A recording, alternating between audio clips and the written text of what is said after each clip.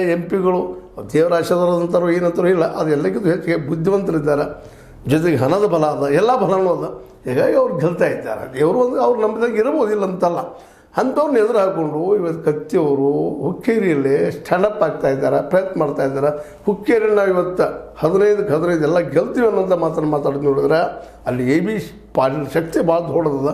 ಯಾಕಂದ್ರೆ A B Patil ಬಗ್ಗೆ ಭಾಳಷ್ಟು ಗೌರವ ಆ ಭಾಗದಲ್ಲಿ ಅದ. ಯಾಕಂದ್ರೆ ಭಾಳಷ್ಟು ಜನ ಅವರಿಂದ ಉಪಕೃತರಾದವರು ಅದರ, ಅವ್ರ ಜೊತೆಗಿದ್ದಂಥವ್ರು ಅದರ. ಹೀಗಾಗಿ ಈ ಎ ಬಿ ಪಾಟೀಲ್ ಬಗ್ಗೆ ಒಂದಿಷ್ಟು ಈ ಇಂಟರ್ವ್ಯೂಗಳು ನೋಡಿದಾಗ ಹೊಳವು ಏನು ಕಂಡಿತಪ್ಪ ನಮಗಂದ್ರೆ ಸೌಮ್ಯ ರಾಜಕಾರಣಿ, ಯಾರದು ಬೆಳೆ ಇಲ್ಲ. ಮತ್ತು ಅನೇಕ ರಾಜಕೀಯ ಸ್ವತಃ ಜಾರಕಿಹೊಳಿ ಬೆಳೆಯಲು ಅವ್ರು ಕಾರ್ಯಕರ್ತರಾದವರು. MKMDಯಲ್ಲಿ ಏನಾದರೂ ಇವತ್ತು ತಮ್ಮ ಸಾಧನೆ ಏನಾದರೂ ನಮ್ಮ ಸತೀಶ್ ಅವ್ರು ಮಾಡಿದ್ರೆ ಅದಕ್ಕೆ ಮೂಲ ಕಾರ್ಯಕರ್ತರು ಅವರು ಅನ್ನೋ ಸಹಿತ ಸ್ಪಷ್ಟ ಆಗ್ತಾಯಿದೆ. ಅದನ್ನು ಅಲ್ಲಗಳಿತಾನೂ ಇಲ್ಲ ನಮ್ಮ ಸತೀಶ್ ಅವರು. ಯಾಕಂದ್ರೆ ಅವ್ರ ವ್ಯಕ್ತಿತ್ವ ಆಗ್ಯದ. ಮತ್ತು ಜೊತೆಗೆ ಕತ್ತಿಯವರು ಮತ್ತು ಉಮೇಶ್ ಕತ್ತಿಯವರ ಹೆಲ್ಪ್ನೂ ಇವ್ರಿಗಾಗ್ಯದ. ಜೊತೆಗೆ ಜಾರಕಿಹೊಳಿ ಕುಟುಂಬದಿಂದ ಈ ರಮೇಶ್ ಕತ್ತಿಯವರು ಕಳೆದ 10 ವರ್ಷಗಳಿಂದ ಅಧ್ಯಕ್ಷರಾಗಿದ್ದು ಸುಳ್ಳಲ್ಲ.